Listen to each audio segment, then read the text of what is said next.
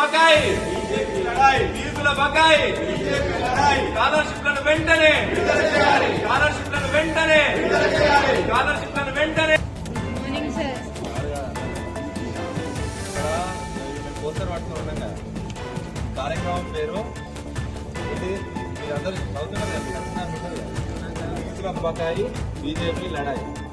మేము అంటే మాకు ఇప్పుడు 1500 కోట్లు 15,000 కోట్లు రాష్ట్ర ప్రభుత్వము మీ కాలేజీలకు ఇవ్వాలి అంటే మీ అందరికి స్కాలర్షిప్లు ఉంటాయి కదా అవి 15,000 కోట్లు ఉన్నాయి. మన రాష్ట్రంలో విద్యార్థులు ఎంతమంది ఉన్నారు సార్? డిగ్రీలు బీటెక్లు పాలిటెక్నిక్ చేసేటోళ్ళు 40 లక్షల మంది ఉన్నారు. ఆ 40 లక్షల మందికి ఎంత ఇవ్వాలి తెలుసా స్కాలర్షిప్లు? మీరందరూ కూడా అంటే బాగా రిచ్ ఫ్యామిలీల నుంచి ఉన్నారా?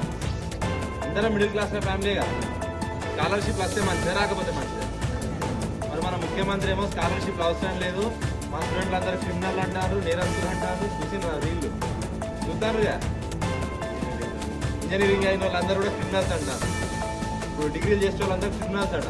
మీరు దేనికి పనికిరాని వేస్ట్ మెటీరియల్ అని ముఖ్యమంత్రి స్వయంగా చెప్తాడు. వేస్ట్ మెటీరియల్ మనం అందరం కాదు కదా. సమాజానికి ఏదో వేద్దాము కుటుంబానికి ఏదో వేద్దామన్న ఆలోచనతో ఉండోళ్ళం కదా. కాబట్టి మేము కూడా ఏమడుగుతున్నామంటే అట్లాంటి ఆలోచనతోని మహిళలకు ఇంతమంది ఒకప్పుడు చదువుకుంటుండేనా ఇలా ఇంత ధైర్యంగా బయటకు వచ్చినానంటే ఆర్థికంగా కుటుంబం పైన భారం పడద్దు. ఎంతో కొంత 15,000 12,000 5,000 6,000 8,000 వాళ్ళ కుటుంబానికి వాళ్ళు చెల్లించాలనే ఉద్దేశంతో ఫీజు రియంబర్స్మెంట్ కార్యక్రమం ఉన్నది. దాన్ని కూడా పైసలు లేవు దాన్ని మేము చెల్లించాము ఏం చేసుకుంటే చేసుకోపోని అని అంటే విద్యా వ్యవస్థను ఇంత దారుణంగా ఉన్నది మన రాష్ట్రంలో. మా అందరి ఆలోచన ఏంటంటే ఈ 15,000 కోట్లలో సగమన్న చెల్లించును భారం తగ్గుతుంది కదా యాజమాన్యాలకు. మీకు మేము అడిగేది తప్ప కరెక్ట్ కదా మేము అడిగేది. ఇక వీళ్ళు పోయి మన సింపుల్ లాజిక్ ఉంటుంది. జాగింగ్ తెలుసు కదా రన్నింగ్ తెలుసు కదా. జాగింగ్ రన్నింగ్ డిఫరెన్స్ ఉందా లేదా? జాగింగ్ ఏ రానోడు రన్నింగ్ చేసుకోనికి పోయి రన్నింగ్ ఎట్లా చేయాలో చెప్తారట. జాగింగ్ ఏ రానోళ్ళు ఎవరు చెప్పాలి ఎవరు కరెక్ట్ ఎవరు?